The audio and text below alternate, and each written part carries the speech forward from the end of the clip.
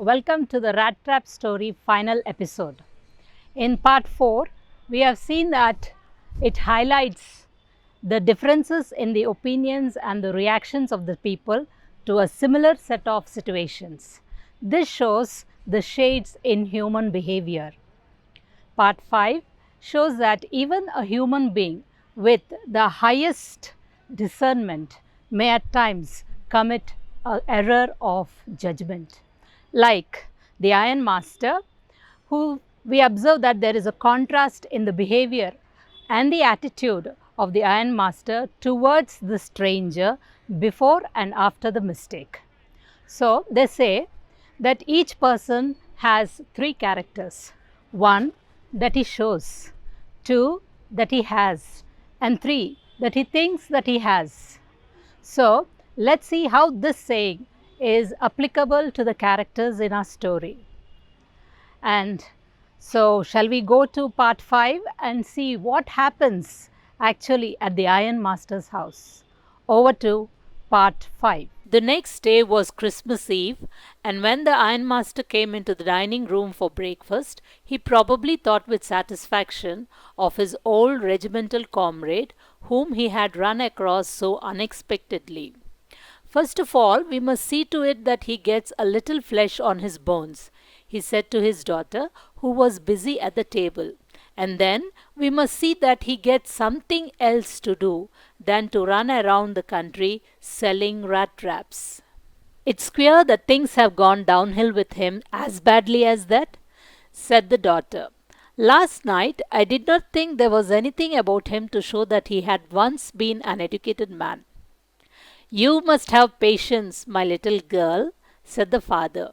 As soon as he gets clean and dressed up, you will see something different.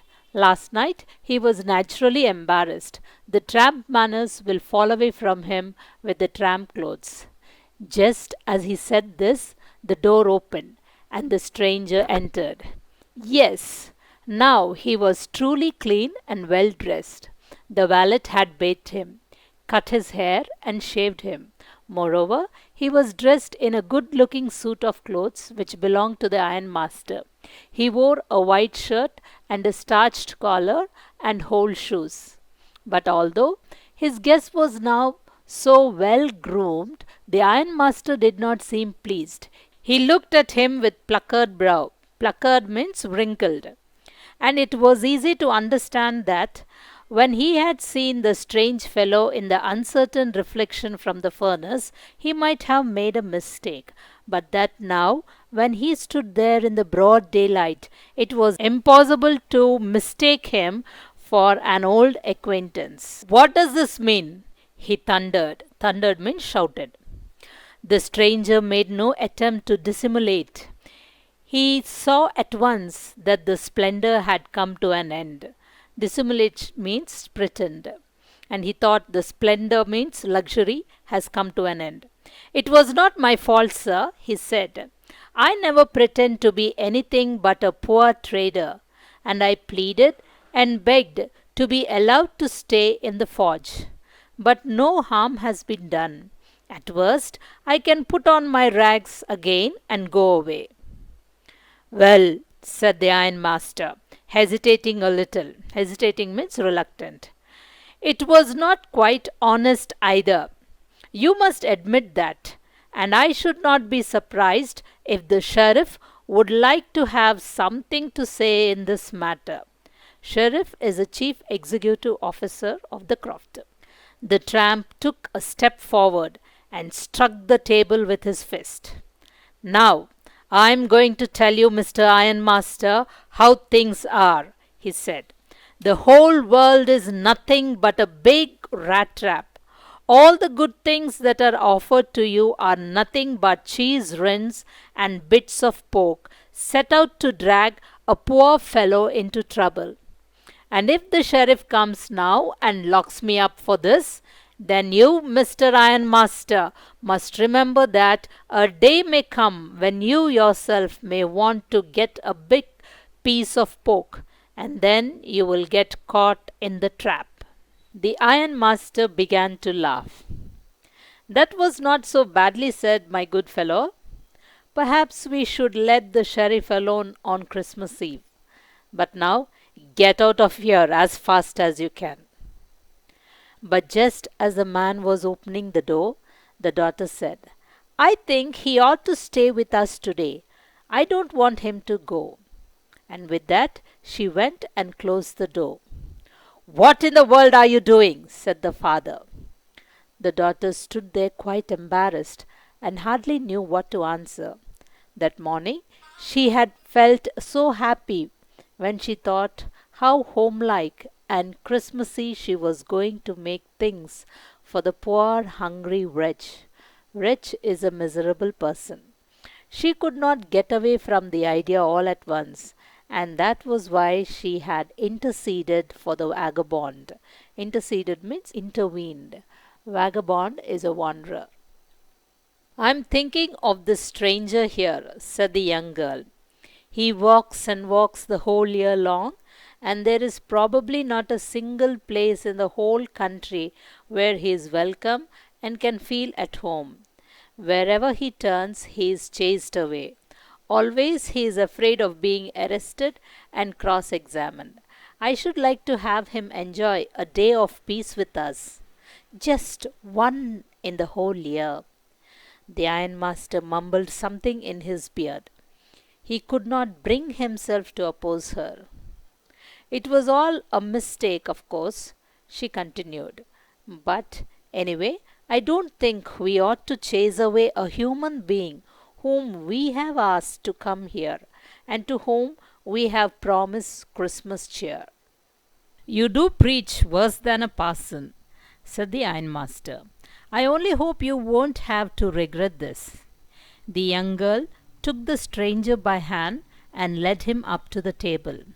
Now sit down and eat, she said, for she could see that her father had given in. The man with the rat trap said not a word. He only sat down and helped himself to the food. Time after time, he looked at the young girl who had interceded for him. Why had she done it? What could the crazy idea be? After that, Christmas Eve at Ramsgate passed just as it always had. The stranger did not cause any trouble because he did nothing but sleep. The whole afternoon he lay on the sofa in one of the guest rooms and slept at one stretch. At noon they woke up so that he could have his share of the Christmas fare. But after that he slept again. It seemed as though for many years he had not been able to sleep as quietly and safely as here at Ramsgate. In the evening, when the Christmas tree had lighted, they woke him up again, and he stood for a while in the drawing room, blinking as though the candlelight hurt him. But after that he disappeared again. 2 hours later he was roused once more. He then had to go down into the dining room and eat the Christmas fish and porridge. As soon as he got up from the table, he went round to each one present and said thank you and good night. But when he came to the young girl, she gave him to understand that it was her father's intention that the suit which he wore was to be a Christmas present.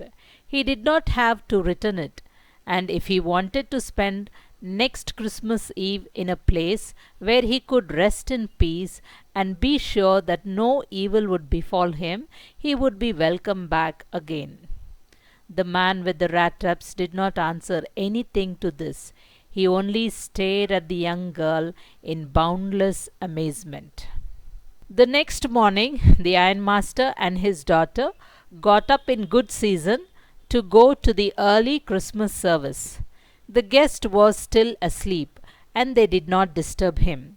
When at 10 o'clock they drove back from the church, the young girl sat and hung her head even more dejectedly than usual.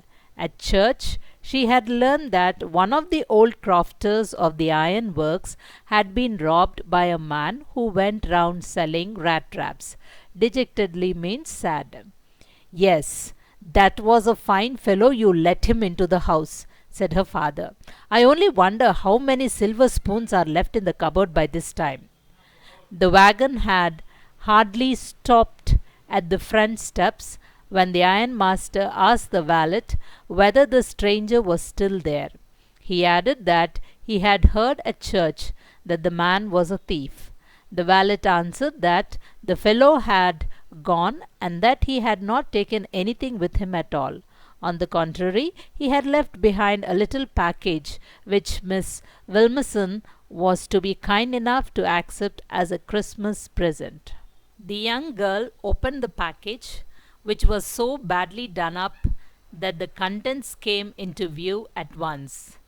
She gave a little cry of joy. She found a small rat trap, and in it lay 3 wrinkled 10-notes. But that was not all. In the rat trap lay also a letter written in large, jagged characters.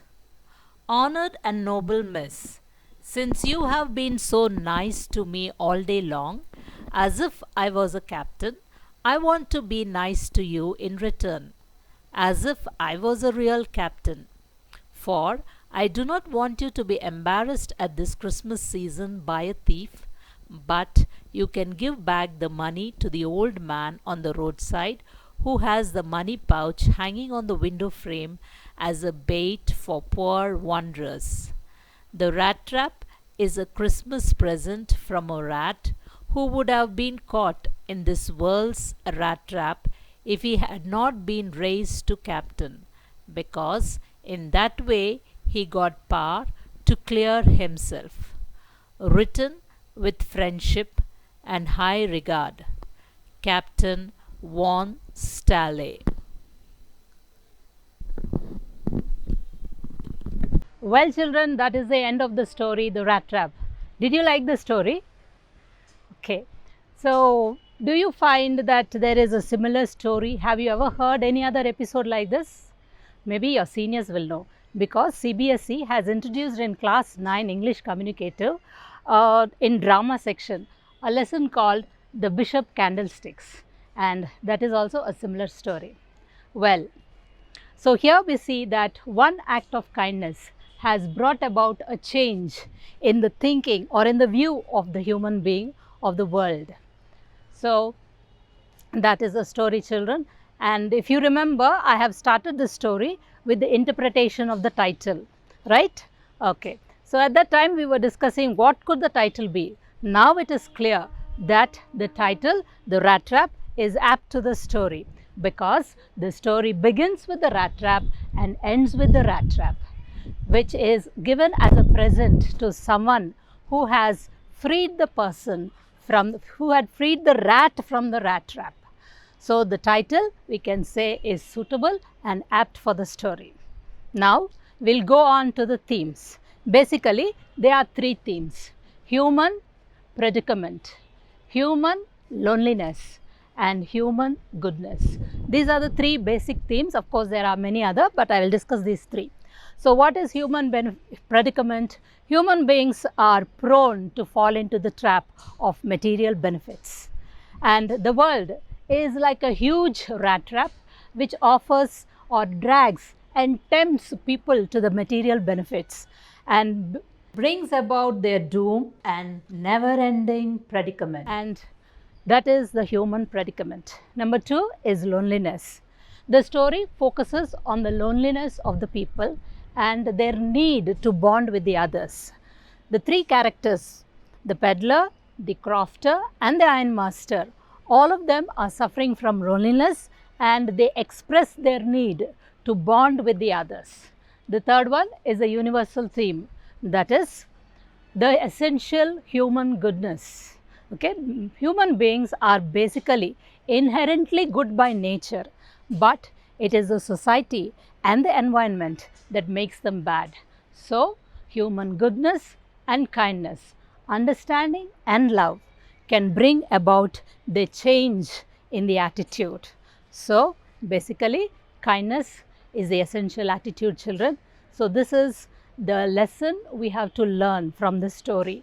or the application we have to take from the story. So, kindness is what we have to show to the people. However, people may consider it, but we have to be kind. That's the story, children. It's up to you now whether you apply. I hope you enjoyed the story. Have a nice day.